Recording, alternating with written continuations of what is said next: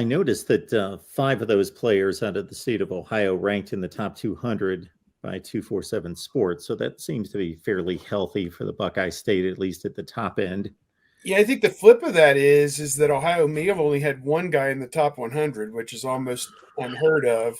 Montgomery may have been the only guy in the top 100. So, yeah, I mean, Ohio, I don't know what to say about. Some of it is SEC or Southern bias by the Raiders, but that's where the talent is. That's where you got to be. Jason Moore at 65, according to 247.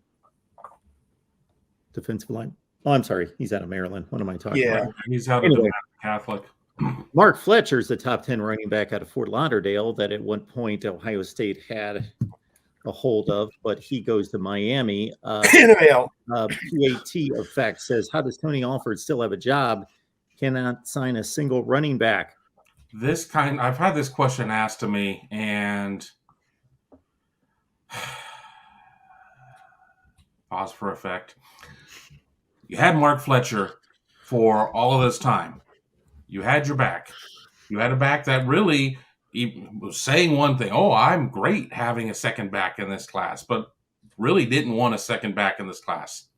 So how do you continue recruiting other running backs while you have Mark Fletcher? Mark Fletcher dumps out of the class, and then where are you supposed to go? You got 2 options.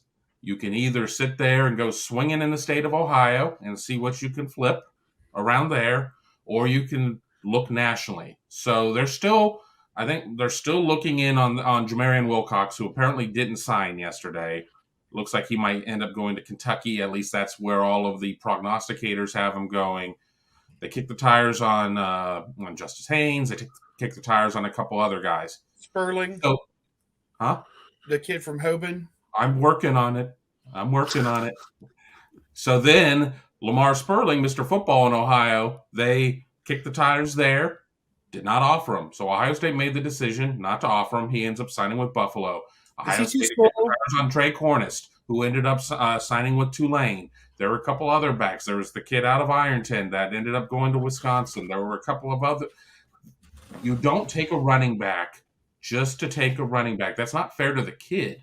If you're sitting there bringing somebody in that you don't believe can be an Ohio State running back, bring them in, have them locked down for a year or 2 years, and then say, well, we got this big, beautiful portal over here. You should take a look at it, and push them right into it.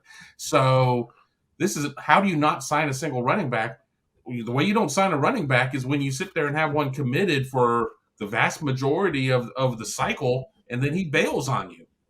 There's no reason to force it at that point. So, I mean, Ohio State, we don't know if anybody might portal out. We don't know if Mayan Williams is going to go to the league at this point, but they've got plenty of backs. I mean, remember, Evan Pryor is going to be coming off of injury.